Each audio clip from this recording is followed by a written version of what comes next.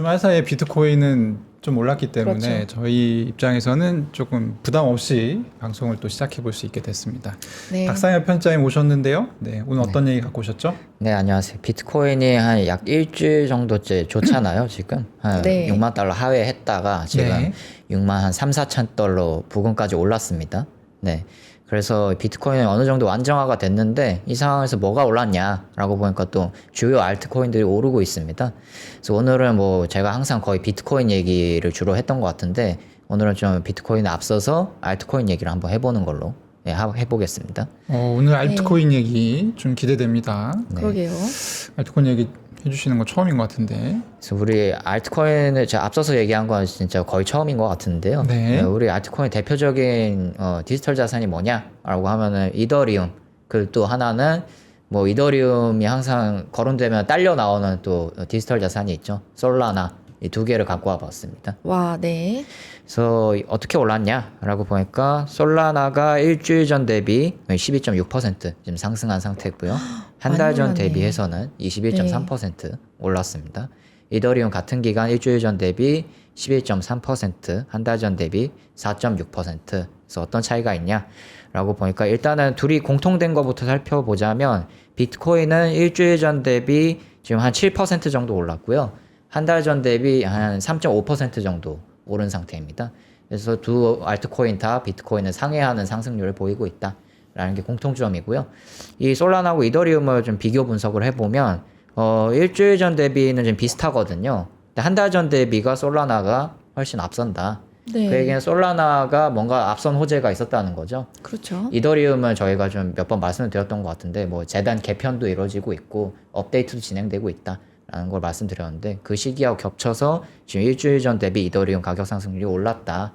그래서 좀 구체적으로 한번 살펴보겠습니다. 이더리움이 시총이 더 크니까 이더리움부터 제가 한번 갖고 와 봤는데 주말 사이에 하나 뉴스가 있었습니다. 비탈릭 부테린 이더리움 공동 창립자가 이더리움 로드맵이 업데이트 됐다라고 하면서 얘기를 꺼내왔는데 발단의 시작은 이 몇 주 전에 이 베를린에서 부테린하고 이더리움 핵심 개발자들이 모여서 향후 로드맵 어떻게 할 거냐라고 얘기를 나눈 것 같습니다. 네. 이 베를린이 이더리움 커뮤니티에 있어서는 되게 중요한 장소거든요. 특히 개발자들에 있어서 이더리움 개발 초창기부터 이 베를린에서 개발자들이 모였고 현재도 우리 제가 한국인 이더리움 재단 개발자분들을 몇 분 알고 있는데 그분들도 이 이더리움 핵심 개발자들하고 소통하기 위해서 베를린에서 살고 있는 분들이 여러 계시거든요. 그만큼 이 베를린이 되게 이더리움 네트워킹 하기 좋은 장소다라고 해서 또 거기서 중요한 얘기가 나온 것 같습니다. 왜 하필 베를린이죠?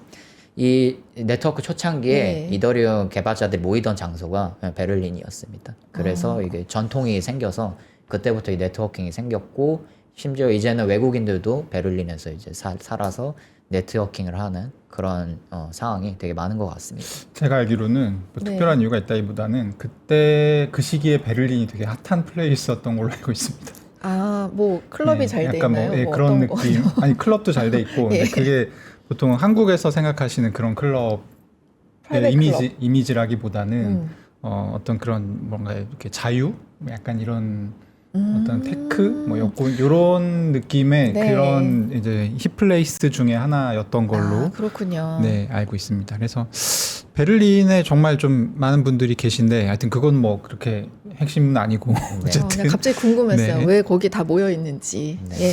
저는 이 베를린 논이라는 단어가 굉장히 마음에 안 듭니다. 왜죠? 아니 이더리움 이게 뭐 관심 없다고 이제 자기 영향력을 끼치지 않겠다고 하더니 지금 아, 또 가가지고 이 베를린 논의를 하셔가지고 굉장히 중요한 내용이거든요. 5개가 다. 네. 그렇죠. 네. 그래서 특히 그 중에서 뭐 핵심 로드맵이 된 건 린 이더리움이라는 건데요. 뭐 네. 한국어로 하면 뭐 군더더기 없는 뭐 이더리움 업데이트 뭐 그 정도로 뭐 하시면 될 것 같습니다. 근데 핵심 키워드는 두 개인 것 같아요. 여기서 하나는 영지식 증명, 그러니까 프라이버시를 우선시하겠다라는 거고 두 번째는 양자 저항 계속 업데이트하겠다. 이 두 가지를 중점으로 삼았습니다. 그래서 물론 이제 확장성 업데이트도 있지만 확장성 업데이트는 사실 이전 업데이트에서도 계속 거론됐던 얘기잖아요. 예. 거기에 대해서 핵심 새로운 화두는 이 양자 저항과 프라이버시가 됐다. 그래서 향후 관전 포인트는 어떻게 되느냐라고 봤을 때 일단은 프라이버시하고 양자 저항이 계속해서 이더리움의 핵심 키워드가 될 것 같은데 그 중에서 양자 저항은 아직 뭐 이렇게 시장에 뭐 프로젝트가 나오거나 내러티브가 뭐 제대로 생성됐거나 이게 아니거든요. 봤을 때 시장에서는 프라이버시 섹터가 계속 주목을 받을 수 있겠다. 우리 작년에도 그래서 뭐 G캐시 같은 영지식 증명 기반의 네. 프라이버시 프로젝트가 또 주목을 받기도 했잖아요. 올해도 뭔가 이더리움 커뮤니티 생태계 쪽에서는 비슷한 섹터가 주목을 받을 수 있다라고 보시면 될 것 같습니다.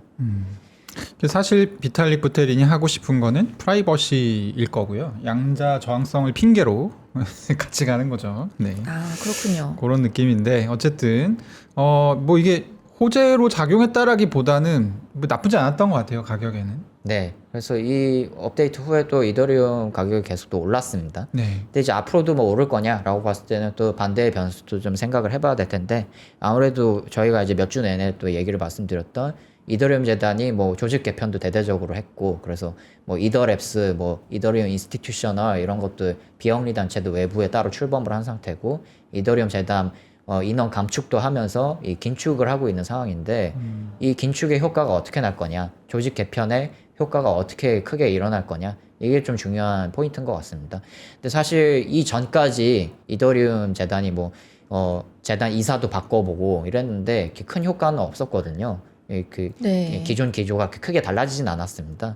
근데 재단이 이번에는 좀 대대적으로 발표를 했기 때문에 뭔가 좀 달라질 것이다 라는 시장 반응도 있는 것 같고 또 반대의 편에서는 재단이 그렇게 쉽게 바뀌겠느냐, 안 바뀔 것 같다, 뭐 이런 시선도 지금 공존하고 있는 상황이기 때문에 3분기는 아무래도 이더리움 재단이 조직 개편한 게 어떤 퍼포먼스가 나오느냐, 이게 좀 관전 포인트가 될 것 같습니다.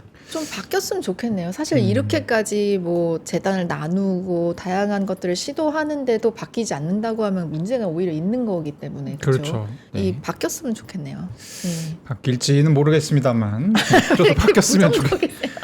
왜냐면 너무 네. 여기 판에 있다 많이 보면 데이셨나요? 네, 절대 바뀌지 그렇군요. 않습니다. 네. 아직 덜 데인 저는 이제 좀 바뀔 거라고 한번 바라봅니다. 네. 예. 잘 됐으면 좋겠고요. 어쨌든 지금 아까 첫 장표에서도 보여주셨지만 이더리움, 솔라나 다 올랐다. 근데 네. 지금 비트코인이 그 사이에 같이 올랐잖아요. 그래서 네. 사실 이더리움은 어떤 혼자서 잘해서 올랐다기보다는 약간 반사이익을 봤다. 저는 이렇게 보이고, 근데 솔라나는 확실히 이더리움, 그렇죠. 그러니까 비트코인보다도 더 빨리 오르기 시작했고 네. 그런 측면이 있거든요. 그래서 사실 이 부분이 많이 궁금해하실 것 같아요, 사람들이. 네. 맞아요. 왜 솔라나 오르는 거냐. 네, 마침 또 솔라나 얘기를 한동안 또 안 했기도 해가지고 네. 더 궁금하실 것 같은데 일단 솔라나는 여러 지표가 좀 좋게 나타나는 게 있습니다. 중 하나는 우리가 하락장 중에서도 상승하고 있다고 했던 섹터 중에 하나였죠. RWA 토크나 이 섹터가 계속 성장을 하고 있는데 솔라나 기반 RWA 가치가 지금 34억 달러를 넘어섰다라는 이 발표가 하나 있었고요. 최근에 그 또 하나는 이게 좀 중요한 것 같은데 최근 7일 온체인 활성도 주요 네트워크 순위를 보니까 솔라나 활성 주소 수가 압도적으로 많더라. 네. 이런 지표가 있었습니다. 근데 여기서 좀 주목을 해야 될 거는 그럼 왜 올랐냐? 이게 중요한 거잖아요. 네. 근데 이 솔라나가 한 2년 전쯤 뭐 이쯤에 굉장히 또 핫했었던 이유가 네. 솔라나 기반 밈코인이 엄청나게 시장 주목을 받았기 때문이었거든요. 그렇죠. 네, 그러면서 그게 온체인 활성도에 되게 기여를 크게 한 부분이 있는데 이번에도 솔라나 기반 민코인에 또 주목을 받은 것 같습니다. 네. 이 토큰 이름은 안셈이라는 토큰인데요. 안셈이요? 네, 이게 굉장히 이 솔라나 기반 네트워크에서 거래가 많이 되면서 트랜잭션이 많이 일어나면서 이 온체인 활성도에 기여를 했다라는 게 또 전문가들의 분석입니다. 이게 뭐 하는 코인이에요? 안셈은 네. 일단 인플루언서 이름입니다. 아, 그래요? 네, 그래서 인플루언서, 안셈. 그러니까 인플루언서 맞죠? 네, 크립토 인플루언서. 크립토 인플루언서가 민코인을 오랜만에 하나 만들었는데 그게 이제 굉장히 잘 됐고 그래서 사실은 이것도 사실 제가 볼 때 건강한 상승이라고 보기는 좀 어렵습니다.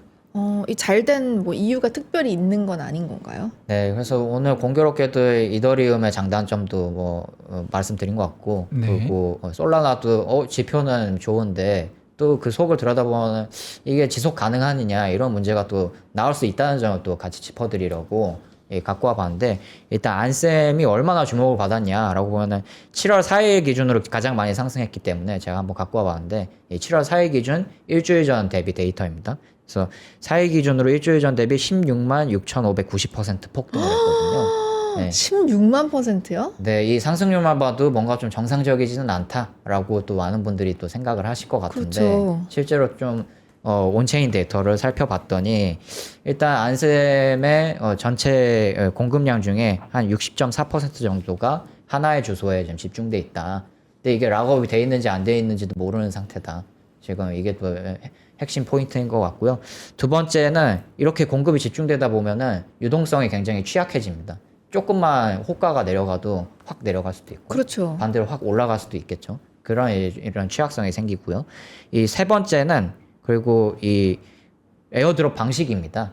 이 에어드롭 방식이 일각에서는 지금 이게 이거 좀 폰지 구조 아닌가라는 의혹도 지금 제기되고 있거든요. 왜 제기되고 있느냐 봤을 때 안셈이라는 그 인플루언서가 이 토큰을 발행했다고 말씀을 드렸는데 네. 이 안셈이 운영한 트레이딩 플랫폼 불펜이라는 게 있습니다. 이걸 이제 안셈이 이 안셈 토큰을 에어드랍을 해주는데 일단은 어떻게 에어드랍을 받느냐라고 봤을 때 불펜에 일단 이용자들이 가입을 해서 거기서 안셈을 사야 됩니다. 그래서 안셈을 불펜에서 보유한 사람들만 이 안셈 에어드랍을 받을 수 있게 그렇게 지금 돼 있거든요. 아, 그러니까 네. 뭔가 멤버십 가입하듯이 일단 1차적으로 멤버가 되어야 그 이후에 에어드랍을 받을 수 있는 거예요. 네. 근데 이 또 에어드랍 액수가 굉장히 많기 때문에 이 소문을 듣고 나도 불펜 가입해서 안셈 매수해가지고 에어드랍 많이 받을래. 그것도 토큰 상승률도 굉장히 좋으니까 사람들이 계속 지금 붙고 있는 거죠. 근데 이게 말씀드렸다시피 안셈 토큰의 60%가 지금 한 주소에 집중돼 있고 언제 또 그게 매도될지 모르고 그것도 안셈 에어드랍 양도 굉장히 많기 때문에 언제 또 이렇게 가격이 급락할지 모른다. 실제로 어제 가격이 좀 많이 하락했었거든요. 그렇기 때문에 이게 지속 가능성이 있냐? 그럼 솔라나 기반 온체인 활성화 지금 지표도 안셈이 굉장히 큰 기여를 했는데 안셈 가격이 꺼지면은 또 금방 또 온체인 활성화 지표가 안 좋아질 수 있는 거 아니냐? 이런 우려도 지금 같이 제기되고 있는 것 같습니다. 네, 좀 뭐 신중하게 좀 바라봐야 될 문제긴 하네요. 이게 이제 네. 저는 약간 현타가 왔어요. 어떤 현타가 솔라나 오셨죠? 이슈 때문에 네. 일단 처음에는 이제 명확했습니다. 이유가 좀 RWA 때문에 올라가는 것 같다. 아까 그래프 보셨죠? 네. 그러니까 솔라나의 RWA가 많이 늘긴 했어요. 그래서 지금 현재 기준으로 한 35억 달러 정도가 올라가 있는데 네. 그러면은 이더리움 위에는 RWA가 없냐? 있어요. 더 많아요. 네. 어느 정도가 많냐면 한 5배가 많습니다. 훨씬 많네요. 그리고 이더리움 시총이 솔라나보다 5배가 많아요. 그러니까 원래 솔라나는 이더리움 대비해서는 당연히 있어야 되는 RWA가 이제 뒤늦게 추가가 된 거예요. 사실은 가치가 올라갔다기보다는 이제 제 궤도를 찾았다. 저는 이렇게 생각을 할 수가 있을 것 같고 네. 가격이 좀 오르니까 바로 뭐가 터졌냐면 그 안셈 밈코인이 터졌습니다. 그래서 솔라나가 비판이라고 할 수는 좀 없는데 그러니까 평가절하받는 굉장히 큰 이유 중에 하나가 여기는 밈코인이 없으면 뭐가 안 돼요. 항상 밈코인에 울고 웃는 네, 그런 그렇죠. 플랫폼이다라는. 네. 이게 전통 투자 하시는 분들 입장에서 보면 밈코인은 이거는 그냥 돈 놓고 돈 먹기 같은 느낌이 있거든요. 그러니까 어떤 그렇죠. 전체적인 가치가 상승한다기보다는 여기서 싸게 산 사람은 돈을 벌지만 비싸게 산 사람은 돈을 잃고. 최근에 또 트럼프 대통령 그 이제 민코인 트럼프 맞아요. 혼자 돈 벌었잖아요. 맞아요. 그 굉장히 많은 홀더들은 트럼프 대통령이 번 거보다 2배 이상의 돈을 잃었습니다. 오히려. 그렇죠. 벌었으면 누군가는 잃었다는 누군가 뜻이니까. 잃었을 거니까. 예. 그러니까 그런 거를 봤을 때, 그러니까 민코인 트럼프도 사실 이제 솔라나에서 해서 흥한 거고. 그것도 솔라나였군요. 네, 그래서 솔라나가 지금 전체적으로 가격이 좋은데, 이거를 가격이 좋으니까 저희가 주목해 보시는 게 좋습니다. 이렇게 얘기를 못 해요. 그게 너무 약간 현타가 오신다. 네, 이게 너무 그러니까 이 방송을 하면서 제가 조금 이렇게 가격이 잘 올라가는데 보시라는 얘기를 할 수가 없다라는 거 자체가 조금 네, 개인 의견이었습니다. 근데 뭐 그 이후에도 계속 뭔가 이런 안셈 비슷한 밈코인들이 계속 나와주면 사실 또 그게 유지가 되는 거잖아요. 유지는 될 수 있는데 이게 그러니까 언제까지 지속이 될 거냐. 왜냐하면 이게 너무 이제 반도체 같은 거랑 비교되잖아요. 그렇죠. 반도체의 실질적인 실체가 어떤 있죠. 실체가 있고 밸류를 만들면서 올라가고 있는데 여기 안셀은 이게 언제까지 지속될지도 모르고 지금 편집장이 그렇죠. 얘기해 주셨지만 60%의 물량이 한 지갑에 있으면 걔가 던지면 끝나는 거거든요. 그렇죠. 네. 네. 그러니까 이게 이제 사실은 상당히 어려운 투자다. 근데 이 코인은 밈 코인이다 보니까 뭘 이걸로 뭘 할 수 있는 건 아니잖아요. 그냥 샀다 팔았다 하는 용도인 거잖아요. 네, 어떤 뭐 유틸리티성이 있는 건 아니라서, 네, 그게 또 민코인의 뭐 또 특성 중에 하나인 것 특성이지만, 같습니다. 네. 일단 그러네요. 뭐 안 좋은 얘기 좀 했는데 왜냐하면 이런 얘기 할 수 있었던 게 뭔가를 만들려고 하는 팀도 있습니다. 솔라나 안에. 네. 대표적인 게 이제 주피터라고 하는 여기 이제 덱스죠. 네. 예, 덱스인데 여기서 일종의 그 프라이빗 베타. 그래서 네. 뭔가 우리가 새로 뭔가를 좀 지금까지 없었던 뭔가를 해보겠다. 약간 이런 느낌의 발표를 했습니다. 네. 소개 좀 해주시죠. 네, 솔라나 생태계가 또 한 달 동안 오르다 보니까 주요 뭐 생태계 기반 여러 프로젝트들도 많이 오른 것 같은데 그 중에 하나 대표적인 게 주피터인 것 같습니다. 이 주피터 GUM이라는 게 7월 6일 프라이빗 베타를 이제 앞두고 있는데 현지 시간으로 7월 6일입니다.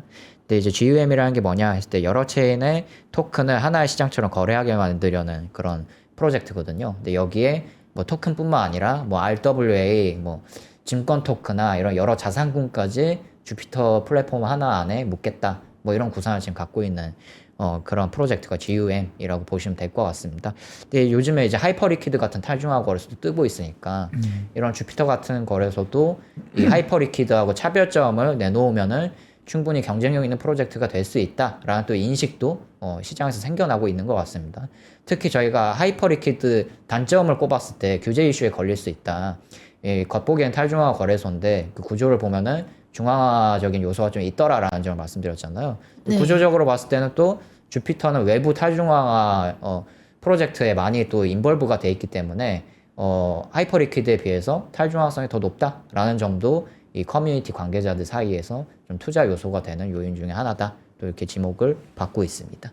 그러면 주피터는 좀 그래도 실체가 있기 때문에 요거는 좀 봐도 될 만한 그런 네, 플랫폼이겠죠? 실체가 이제 탈중앙화 거래소이기 때문에 네. 실체가 있다고 볼 수 있고, 네. 하지만 이제 솔라나가 내려가면 주피터도 혼자 올라갈 수는 없습니다. 같이 내려갈 수밖에 네, 없는 그래서 부분인가요? 솔라나가 언제까지 가격을 좀 지탱해 줄 것인가 그 부분이 조금 중요해 보입니다. 그리고 하나 더 덧붙일 거는 하이퍼리퀴드가 지금 워낙 또 너무 탈중앙화 거래소에 주목받고 있기 때문에 그렇죠. 주피터 이제 뭐 탈중앙화 거래소는 정량적으로 참 판단할 수 있는 요소가 많잖아요. 거래량이나 이런 지표들도 그렇고요.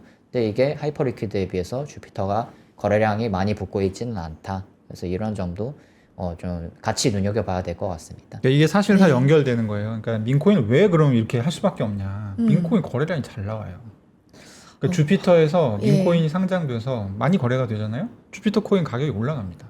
같이 오르는군요. 예, 그래서 그러니까 민코인은 사실 사람들이 이거 약간 위험한데 이러지만 사실 생태계는 좋은 영향과 나쁜 영향을 같이 미쳐요.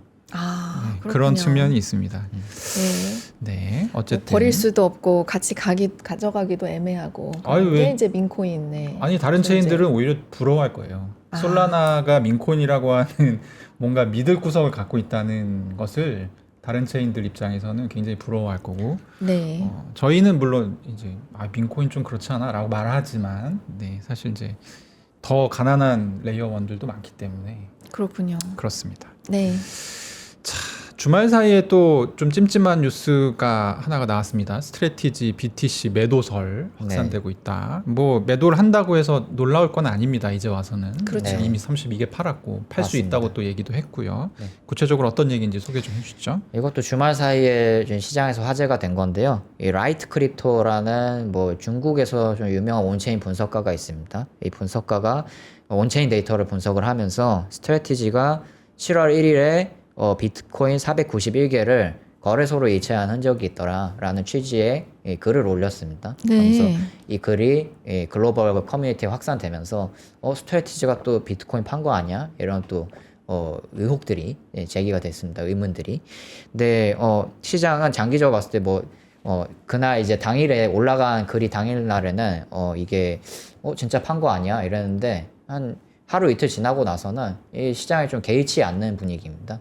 왜냐하면 이게 이 매도설이 실제로 영향력을 가졌다면은 비트코인이 뭐 다시 가격이 꺾이거나 이랬을 텐데 그 다음날 이제 다다음날 지나서 계속해서 비트코인이 조금씩 올랐거든요. 그 얘기는 시장이 이 매도설에 그렇게 크게 반응하지 않고 있다 라는 겁니다. 예, 이제 이유를 보면은 아무래도 스트래티지가 이 뭐 세일러 의장이 미리 좀 암시를 하기도 하고 매주 월요일 오늘 한국 시간으로 오늘 밤이죠. 공시를 매주마다 합니다. 네. 그때 또 이제 발표를 공식적으로 하는데 이 스트래티지 회사 측에서 아직까지 아무 반응이 없다는 거는 이거 아무래도 매도를 하지 않았거나 했더라도 굉장히 작은 액수를 한 게 아니냐 이런 게 또 지배적인 시장의 의견인 것 같습니다. 네. 매도했다고 해서 이제 좀 충격을 받고 나갈 사람들은 사실 이미 다 나간 거 아닌가요? 그래서 이미 가격에 좀 반영이 되지 않았을까요? 뭐 그런 것도 있을 수 있고요. 날짜가 네. 지금 7월 1일이잖아요. 이 사람이 주장하는 날짜가. 네. 저는 가능성 있다 생각합니다. 그러세요? 왜냐하면 네. 비트코인이 정확하게 7월 1일부터 올랐거든요. 아, 스트래티지는 바보기 때문에 오히려 반대로 했을 네. 가능성이 있다. 얘네가 이제 한 400개 파니까 그때부터 이제 올랐다. 오르기 시작하는 거죠, 가격. 이 라이트 크립토라는 사람은 좀 믿을 만한 사람인가요? 중국에서는 좀 유명한 뭐 애널리스트 중에 하나인데 뭐 그래도 뭐 우리 유명한 뭐 분석 플랫폼 뭐 난센이나 이런 데에 비해서는 뭐 좀 아니다라고 네. 보시는 시선도 많은데 그래서 제가 라이트 크립토가 분석한 해당 온체인 데이터를 하나 갖고 와봤습니다. 이 네. 자료에 있는데 저도 한번 봤습니다. 그래서 이게 진짜 맞는지. 음. 근데 일단 보낸 사람이 누군지는 지금 밝혀지지 않은 상태고, 근데 이제 꽂힌 주소는 어디냐라고 봤을 때 OTC 지금 주소로 추정되는 주소여서, 왜냐하면 이 보낸 주소를 통해서 뭐 OKX에도 네. 가고 코인베이스도 가고 뭐 다른 뭐 트레이딩 플랫폼에도 가고 이런 지금 흔적이 있는 걸로 봤을 때 누군가가 이 거래소로 비트코인을 쐈다 491개를 라는 것만 지금 확인이 되는 상태입니다. 그래서 확실한 거는 오늘 밤에 SEC 스트래티지 공시가 나와봐야지 안다. 이 점을 하나 말씀드리고요. 한편 네. 또 세일러 의장은 어제 밤이었죠. 일요일 밤에 네. 또 비트코인 매입을 암시하는 글을 올렸습니다. 그래요? 뭐라고 네. 했나요? 뭐 비트코인 디지털 에너지다라고 하면서 우리 맨날 이미지 아래에 올리는 거 있잖아요. 오렌지 도트 이걸 올리면서 오렌지 도트가 올리면 항상 세일러 의장이 비트코인을 매수를 암시했다라고 시장을 보고 있거든요. 그래서 이제 매수를 암시했다라고 보는 건데, 또 이거를 확정적으로 볼 거는 아닌 게, 지난주에도 오렌지 도트 올렸었거든요. 지지난주 일요일에도. 네. 안 샀죠, 근데. 네, 근데 안 사고 대신에 달러를 확충을 했죠. 네, 그렇기 때문에 이것도 뭐 완전히 믿을 건 아니다. 근데 아무래도 이런 글 자체를 올렸다는 거는 여전히 뭐 스트래티지가 주당 비트코인 가치를 신경을 쓰든 비트코인 보유량을 신경을 쓰든 둘 중에 하나를 할 것 같다라는 게 지금 시장 의견입니다. 뭐 적어도 많이 팔진 않았겠네요. 이렇게까지 올릴 정도면. 아무래도 6월 1일이었죠. 현지 시간으로 6월 1일에 이 SEC 공지를 내면서 스트래치가 32개 비트코인 팔았었잖아요. 네. 그때 너무 시장 충격이 컸기 때문에 아무래도 대량 매도를 하는 거는 스트래티지도 부담이 있을 겁니다. 그렇죠. 근데 사실 지금 팔 이유가 전혀 없어요. 왜냐하면 현금이 25억 달러가 있다라고 이미 공시가 됐고, 그렇죠. 그리고 이제 이게 STRC 가격도 오르고 있고 MSTR 가격도 오르고 있거든요. 그러니까 12.5억 달러는 팔 필요가 있으면 팔겠다는 거지. 그것도 역사적으로 봤을 때 지금 비트코인 네. 가격 굉장히 낮은 수준에서 특히 7월 1일이면은 이제 최저점이거든요. 그렇죠. 거기서 팔았을 가능성은 없는데, 또 이런 모든 것들을 종합해 보면 팔았을 것 같기도 하다. 한번 얘네는 지켜봅시다. 사고 파는 걸 잘 못하니까 스트래티지는. 고점에서 사고 네. 저점에서 파는. 그렇습니다. 네, 그렇습니다. 주말 사이에 나왔던 뉴스, 주말 사이라고 이제 한국 시간으로 토요일이었으니까요. 네. 좀 주요했던 거는 트럼프 대통령이 드디어 이제 크립토 관련해서 한마디를 했습니다. 최근에 말이 네. 굉장히 많아요. 네. 지금 이거 가지고 뭐 10억 달러 넘게 이제 이미 작년에 수익을 받지 않습니까? 네. 그렇죠. 혼자서. 이 부분에 대해서 얘기가 나올 거라고 생각했는데 아니나 다를까 있었습니다. 네. 네, 어떤 내용이었죠? 두 가지가 있었는데, 첫 번째 그 7월 4일 CNBC 인터뷰입니다. 현지 시각으로. 예, 트럼프 대통령이 뭐 인터뷰를 했는데, 거기서 이제 디지털 자산에서 나온 얘기가 크게 두 가지가 있었던 것 같습니다. 하나는 비트코인이 지금 양도소득세에 지금 부과되고 있는데, 왜냐하면 이 화폐가 아니라 재산으로 보고 있기 때문에, 그럼 이제 결제할 때마다 이렇게 세금을 내야 되잖아요. 이게 그렇죠. 부적절한 것 같다. 라고 한 게 첫 번째였고요. 두 번째는 이 트럼프 일가 가족 크립토 사업에 대해서도 거론을 했습니다. 나는 그 일가가 우리 일가가 크립토 사업, 네, 우리 일가 거의 크립토 그렇게 얘기를 하고 몰랐다. 있죠, 진짜. 네. 아 몰랐다. 네, 몰랐다고. 몰랐다. 네. 그걸 알았더라도 불법의 소지는 없다라는 취지로 또 얘기를 했습니다. 거기서 또 같은 날에 베센트 재무장관이 한마디 거들었는데 비슷한 질문 받았습니다. 왜냐하면 이제 최근에 트럼프 대통령이 말씀 주신 그 TRUMP 트럼프 민코인이랑 네. WLFI 그 트럼프 일가가 운영하는 월드 리버티 파이낸셜. 예, 이걸로 수익을 엄청나게 올렸다. 14억 달러 정도 올렸다라는 거에서 베센트 재무장관한테 질문을 했는데 여기에 대해서 내가 봤을 때 겉보기에는 문제가 없다. 왜냐하면은 WLFI도 트럼프 대통령 취임 전에 발행된 거고 이 TRUMP 트럼프 민코인도 트럼프 대통령 취임 3일 전에 발행된 코인입니다. 그렇죠. 3일 전에. 네, 그래서 이미 발행됐을 때부터 이 트럼프 대통령이 이거 노렸다.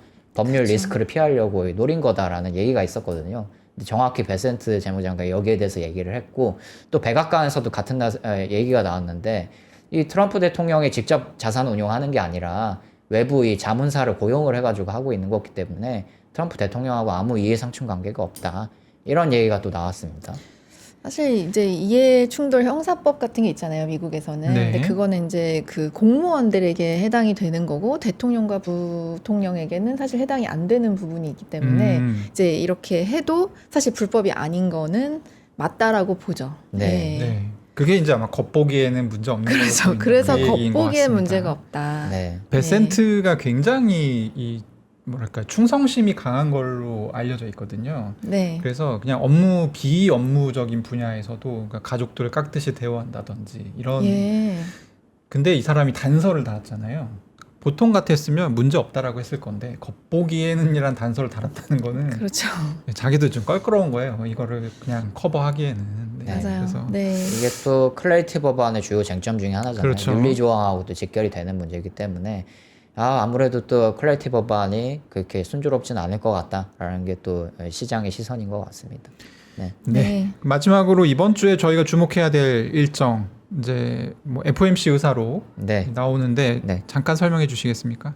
그 FOMC 의사로 이번 주 목요일 오전 3시 한국 시간에 나오는데요. 이게 네. 왜 중요하냐라고 봤을 때 케빈 러시 의장이 취임 후에 처음으로 공개되는 FOMC 의사록이거든요. 그래서 여기서 위원들이 케빈 러시 의장하고는 의견이 크게 다르게 매파적 의견을 냈다. 그런 위원들이 다수다라고 그런 회의록이 나왔을 때는 시장에 좀 충격이 있을 수 있다.